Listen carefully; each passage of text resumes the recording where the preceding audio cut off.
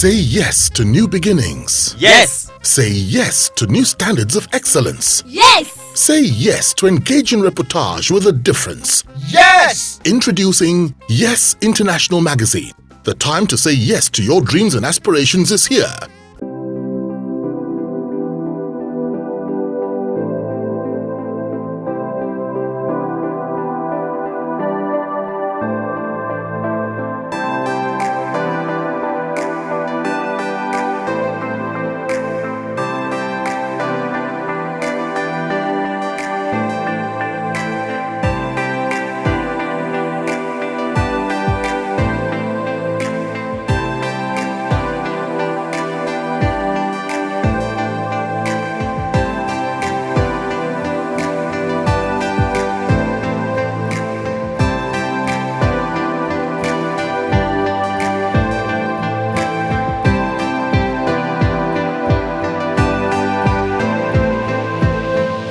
Our guest tonight is Mr. Babarinsa. Mr. Babarinsa is a respected journalist, author, and historian. He was born 66 years ago. He is a native of Okemesi in Ekiti State. He was shot at the government position of the state. He attended St. Andrew's Primary School in Okemesi. He also attended the Anglican Grammar School in Ile-Ife, and afterwards he proceeded to the Obafemi Awolowo University. He was also at the University of Lagos for his for another degree. He's a proud Anglican, not just a proud Anglican. He's as a matter of fact the Baba Ijo of his church. He is married to the woman he enjoys addressing as the magnificent Modupe. He is currently the chairman and editor-in-chief at Gaskia Media Limited. His work experience cuts across the Drum Magazine, Concord Newspaper, Newswatch, Tell, and Westner. Among his popular books are House of War and One Day and the Story. Distinguished ladies and gentlemen, friends and fans, join me to welcome Mr. Babarinsa to this Instagram live session. Good evening, sir, and welcome. Thank you, my brother. I'm happy to be here with you. Now, you were 66 years old on May 9. How did you celebrate it, and what was the first thing you did when you woke up that morning? Well, I think it is nice to be 66. I look forward to it, and I thank God that I attended. It was a Sunday morning, and therefore we prayed with myself and all the children were at home. And then we went to church and Bishop Viney to go and seek the face of the Lord. And like a typical Ekiti man, came back home. I had pounded yam. I like that. So I believe it was a good day. And we also had cake in the house. I think my wife got cake for us, or the children got cake. And some of the visitors who came in were able to share in the cake. All right, sir. Now, what is the greatest thing, the greatest lesson that life has taught you at 66?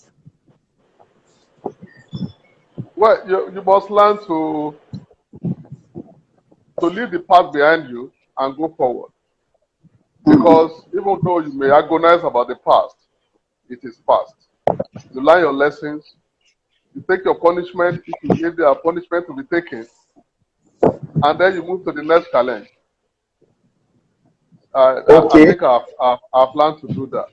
Not agonize too much about things that are lost. All right.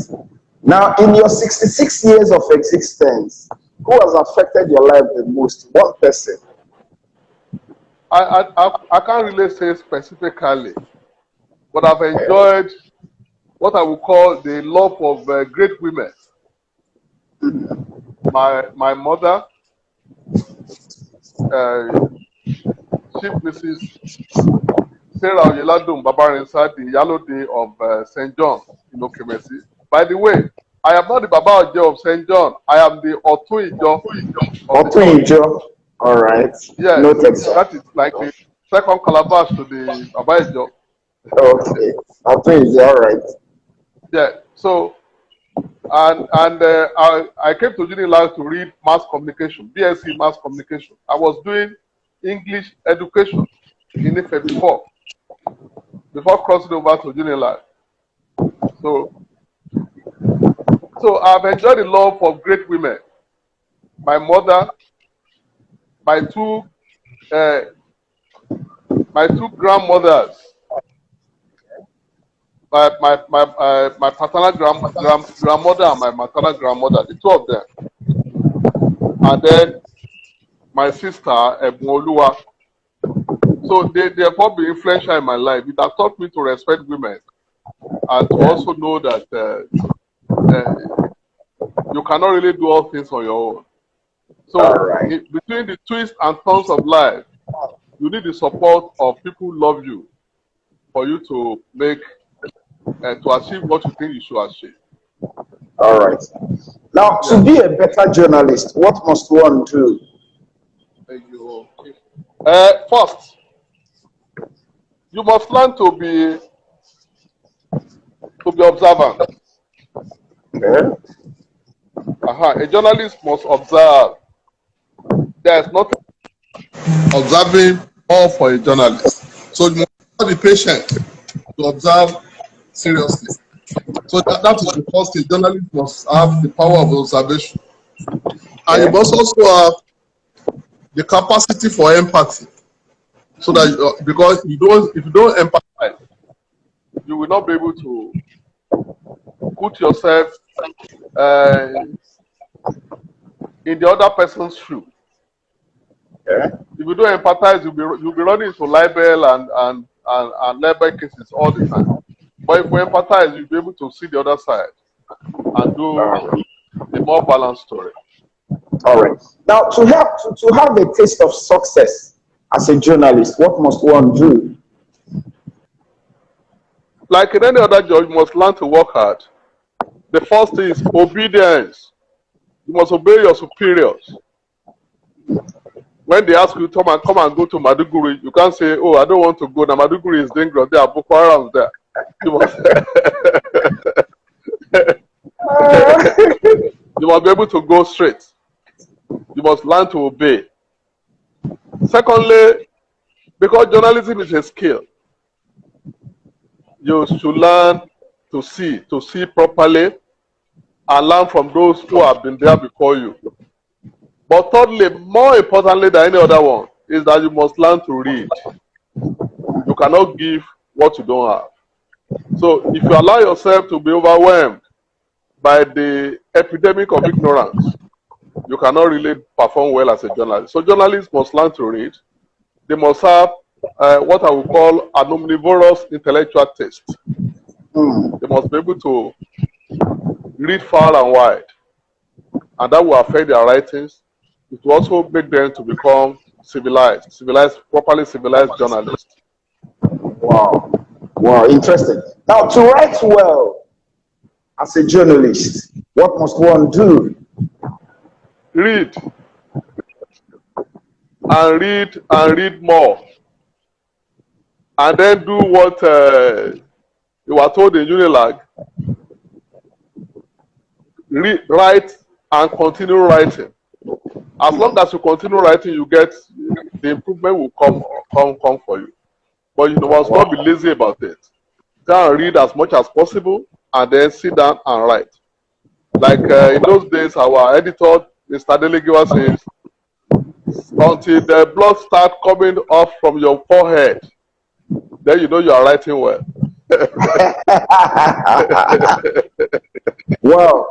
Wow, interesting. Now that you have mentioned the legendary Delegiwa, what fun memories of your working with him would you like to share with us? Well, you know, he died quite young. Yeah. And it was so sudden. And his death affected all of us. I met Delegiwa when I was in the University of Lagos.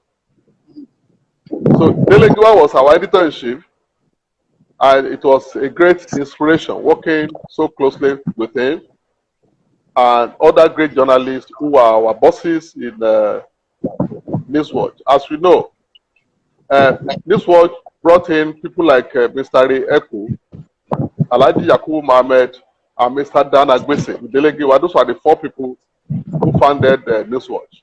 It was a great experience. It was a great experience. All right, sir. Now, still talking about the late Delegiwa, what you say was the greatest lesson you learned from him as a journalist? Well, don't hesitate to do what you want to do. Yeah. Because you can never really be too sure of what will be the next thing. So I would only like to recount the last few days of Delegiwa. He was invited to the headquarters of the SSS on Awolowo Road, Ikoyi, where they questioned him about 4 things. They claimed that he was involved in gun running. They claimed that he was trying to start a revolution. They claimed that he was trying to do a follow-up story on the removal of Commodore Ebitu Kiwe as deputy of Angida. They also accused him of trying to hire Aluzi Ogugwaja, who had then just been removed from the police. Ogugwaja was police PRO in Lagos, and he was quite popular with us journalists then. Now, I was talking about pepper soup and co. Yes, that the soldiers were not doing much better than policemen. That they only eat pepper soup and plant foods. So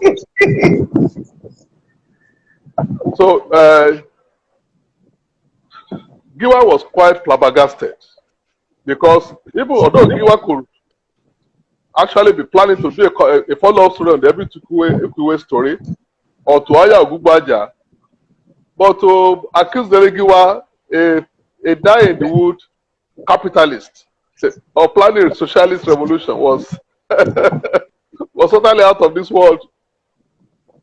So he was angry and ruffled. So it was on a Friday, and he went to SSS with his friend, Mr. Riefu. And when they returned, before coming to our office on Oregon Road, they went to the Anthony Village office of Chief Gani Fawayemi. So Chief Gani Fawayemi said, this is a serious matter, you have to write about it. And to show you that Giwa and Mr. They like to take action immediately. Then immediately they put everything in writing. They could have waited and said, let us wait. I will submit the letter on Monday. But they wrote it. They wrote the report to Mr. Gani Fawayemi. And on Sunday, about 48 hours later, Delegiwa was dead. Wow. So if he had hesitated, that document would never have seen the light of day.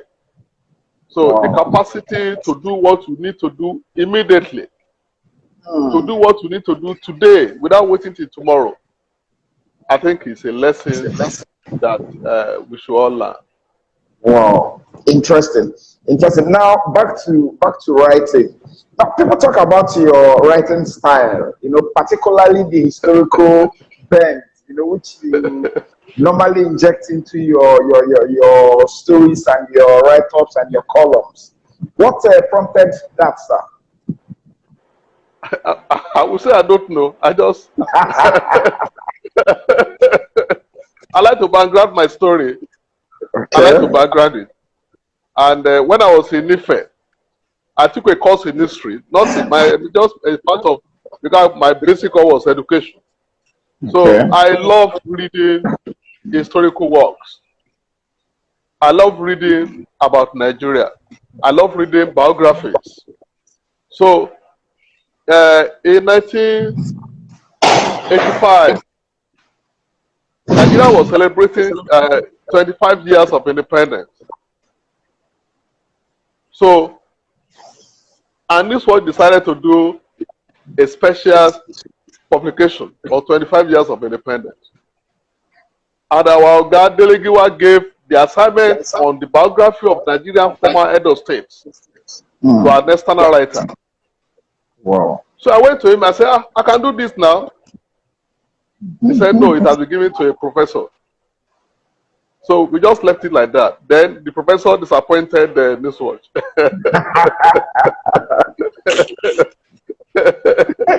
Oh, God.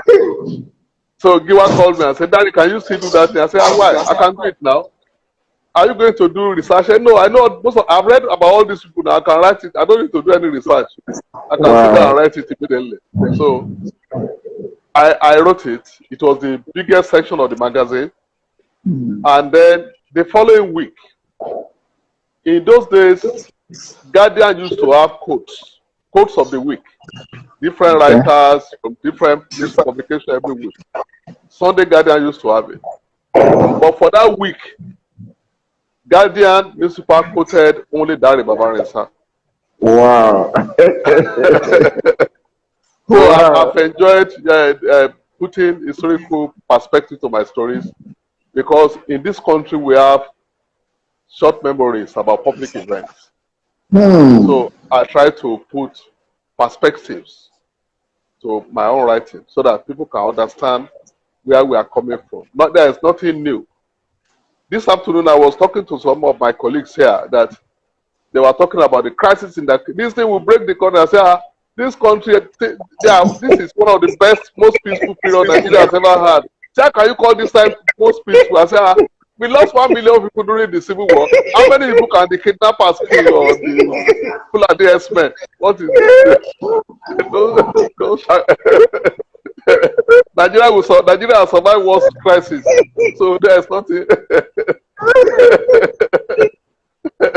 So that is just the idea of history. I think it's necessary. All right. So Akiga, the TV historian, said, old mushroom rot, new mushroom spring up, but the mushroom tribe lives on. We should know that this is an epoch, and then another epoch will come. Let us do our best for this period. Interesting. Now, to write a good column, what is needed, or what are some of the things needed? You are asking questions that I may not. I like to sit down and write what I enjoy doing. Okay. You get the point? I love public information, but most of the thing is that you must learn to tell the truth. Don't use your column as a propaganda weapon. Don't use it as a place for getting angry. You're angry about something, therefore you just abuse people, or you want to propagate. If you want to propagate, go and join Islamic movement, or go and join the Christian Crusaders, then go and propagate. But as a journalist, your column is held in public trust. You are not supposed to misinform the public. You are not supposed to mislead the public. And you have to aggregate opinion so that education, public education, can be gotten from your column. So for me, I've been writing for all these years. I've never been sued for libel. Wow. Nobody has ever done that for me. To say that I'm libeling from my your column. No, or any of my writings. Wow. Or any writing, including my books. Wow. I've not received a single indictment from anybody. All right, interesting. Now, talking about libel and stuff, how does a journalist, not Terrain, how does a journalist stay away from having to contend with libel cases and stuff? Now, if you are not sure of your fact, drop it. Don't assume. Don't assume. Somebody has said 50 billion naira is missing from NLPC. Therefore, you assume that the money must be stolen. No. Report what you know. Report that they have said 50 billion is missing from NNPC. Don't now extrapolate to say it must have been stolen. Report only what you have been told. If you now extrapolate further, say, the NNPC people are corrupt, then you are running yourself into trouble. Because certainly there are people who have been building their careers all the years. And it is clear that people, not every public officer is corrupt. They are honest public officers. There have been governors who have retired in this country since 1999 who has never gotten any indictment from EFCC. Nobody has written any petition against them.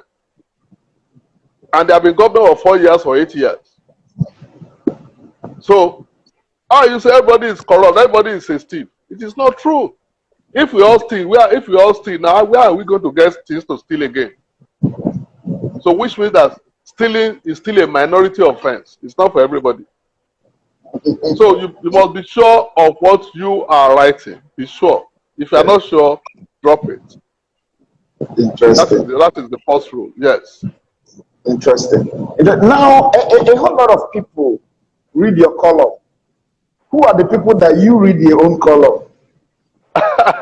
Oh my God! Now, how can I see writing of Reyeku or Dan Agbese or Yakubu Mohammed? I will read them. Not only will I read them, I will go back to check my old edition of Newswatch and go and reread their old columns. So there are many beautiful writers in Nigeria. Mike Awoyefa, Dele Momodu, all these brilliant people. Many Nigerian writers are brilliant and they are well informed. When you are talking of informed people, Nigerian columnists are well informed. They are well informed. It is great. We are practicing great journalism. I remember there is a book, Obasanjo, Nigeria and the World. The name of the author just escaped me now. The author said in the preface to the book that I thank Dr. Abati for good journalism. That's a British writer. He said, I thank Ruben Abati for good journalism. So Nigerians are practicing excellent journalism of world standard. So we should be proud of them. There are many, many good writers in Nigerian journalism. Interesting. Now, still talking about journalism, what specifically got you interested in journalism?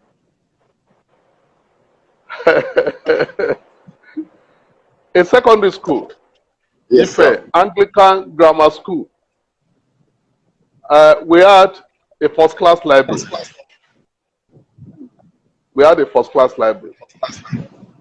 And I used to go to the library to read so many magazines: Drum, Trust, Sadness and Joy, African Films,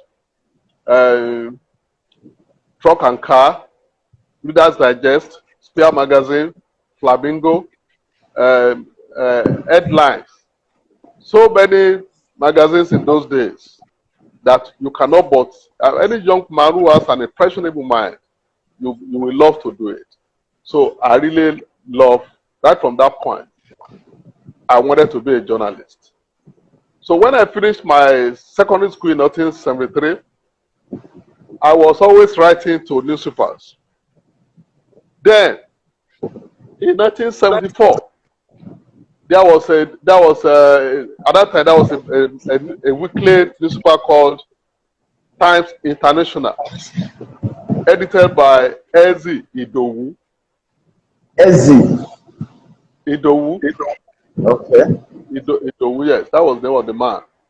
So then they said there was a competition for their readers on African High Command. So I wrote the essay. I came first in that essay competition for this country. Wow. And the person who came second was a teacher at Mayfair College, a graduate teacher. At that time, I have not entered the university. Wow. So that strengthened my mind to really be a journalist. So because I had ordinary school cert, not A level. In those days, you can only enter Unilag with A level. You cannot enter as a JAMPite in those days. So I did concessional exam, and I was taken at the University of Ife to read English education. So I decided to do A level also at home. So I passed my A level paper very well. I think I did very well. That was why I now used that result to cross over to the University of Lagos in '78. So journalism for me was a direct choice. I didn't even, it was not, I mean, there was no competition between it and another profession at all. All right. Now, professionally, I need you to tell me the title of the first story ever that you wrote. I wrote, as a journalist, I wrote about a beauty competition at Abeokuta. I was then doing my NYC, and I reported for Drum magazine. I was not working for Drum then, but I covered a beauty competition for Drum magazine in Abeokuta. It was on the cover of Drum magazine. Can you remember I really liked it. I cannot remember now. I can't remember the title. But that was the story. That was my first story. All right. Now, which then has later, been Go ahead, sir. Go ahead, sir. No, okay. Go ahead, sir. So yes, later I joined Concord.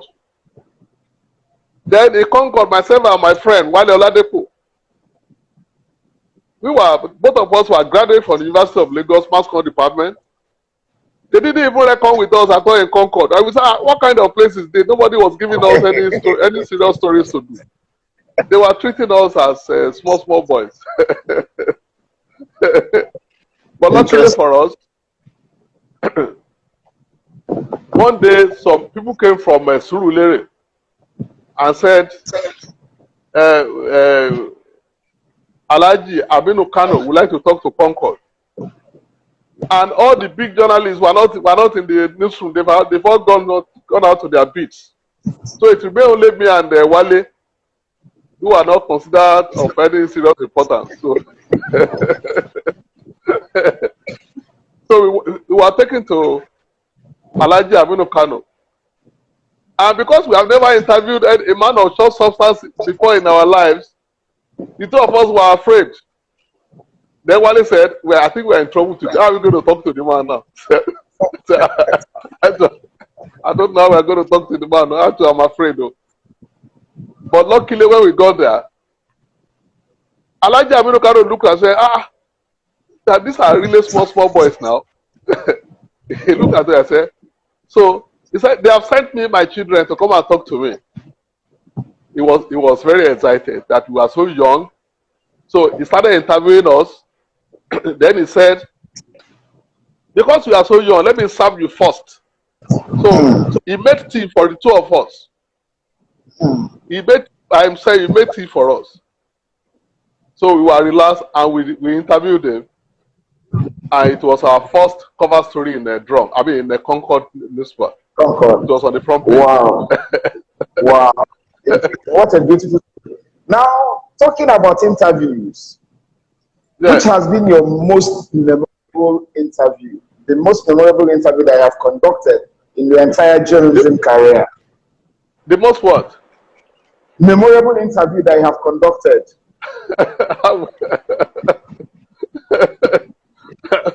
I really know that. I've conducted hundreds of interviews with different kind of people all over the world. So I've met governors, I've met presidents, I've met those who are not so prominent, and I've interviewed also journalists. In our next edition now of Gaskia magazine, we interviewed our Gary Eku there. So I've interviewed journalists. I've had good interviews, but I've had some troublesome ones. Not really big, but troublesome. And let me tell you an old story. Okay, sir. My boss, Delegiwa, sent me to interview General Olusegun Obasanjo in Ota. So I went to Obasanjo, and I went to Obasanjo, and we did the interview.